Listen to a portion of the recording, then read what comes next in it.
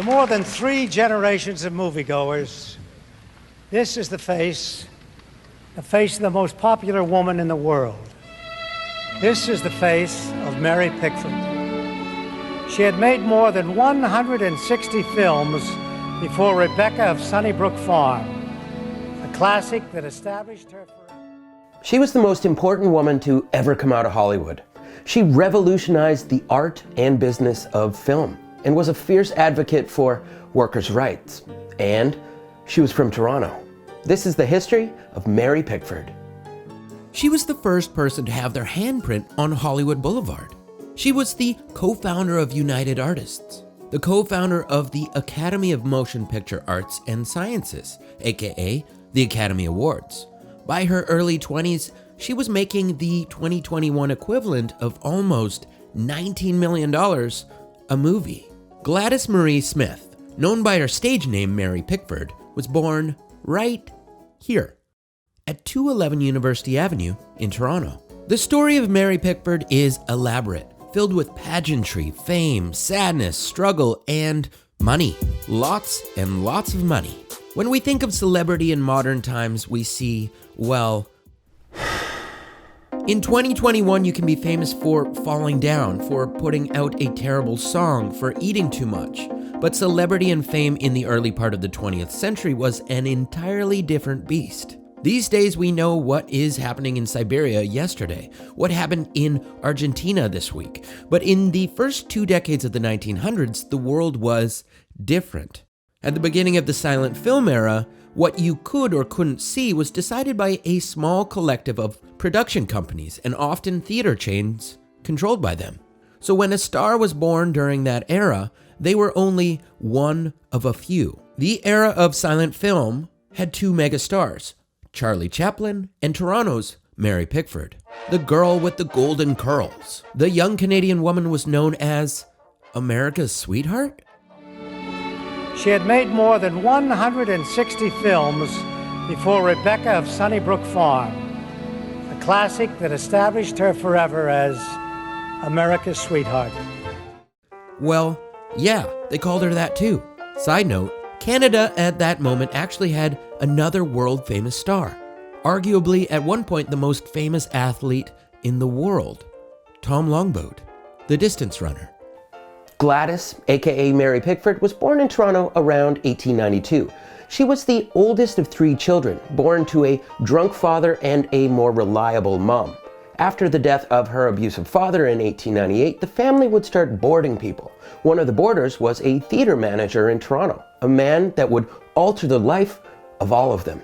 Mary, known as Gladys still at the time, began acting in theater alongside her brother and sister and mother. This would lead into a numerous year stint traveling North America, performing in small productions for very little pay. In 1907, she would land a role that would change everything. A role on the Broadway production of The Warrens of Virginia, where she would take on her stage name, Mary Pickford. By 1909, she started working in silent film in New York. By 1910, she was off to California, becoming the first woman to be billed in film, the first to, by name, be named in promo materials. She would land her breakthrough role in 1914's Hearts Adrift. This would make her the most famous woman in the world. The only person equivalent to her was Charlie Chaplin. By 1916, in a slew of hits, she was able to command film contracts astronomical even by today's standards, $10,000 a week and a guaranteed $1 million from sales per film, close to a $19 million guarantee in 2021 dollars. By 1919, she formed United Artists with Charlie Chaplin and a few others. At this point, she and a few associates controlled Hollywood, and she didn't take this lightly. She lobbied for and created numerous initiatives to support the film industry, down from the entry-level runners to actors to producers and everyone.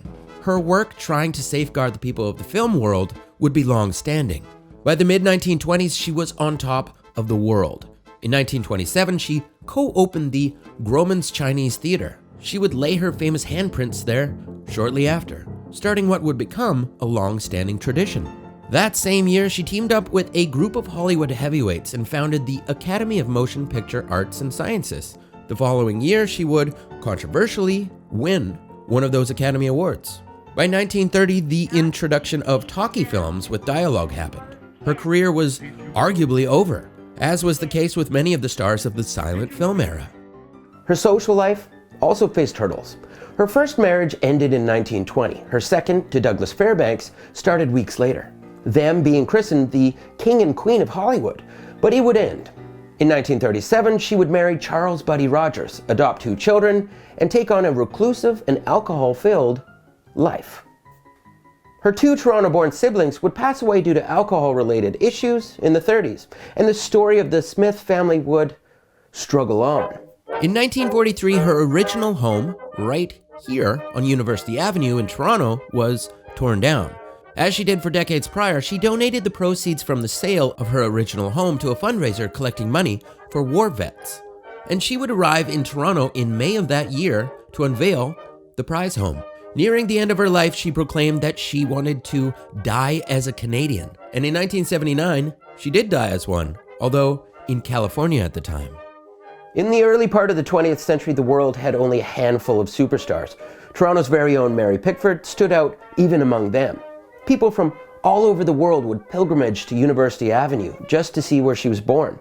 Presidents, kings, prime ministers all begged to meet her. She was welcomed at every train station, every boat dock, everywhere. And it all started right where Sick Kids Hospital is today.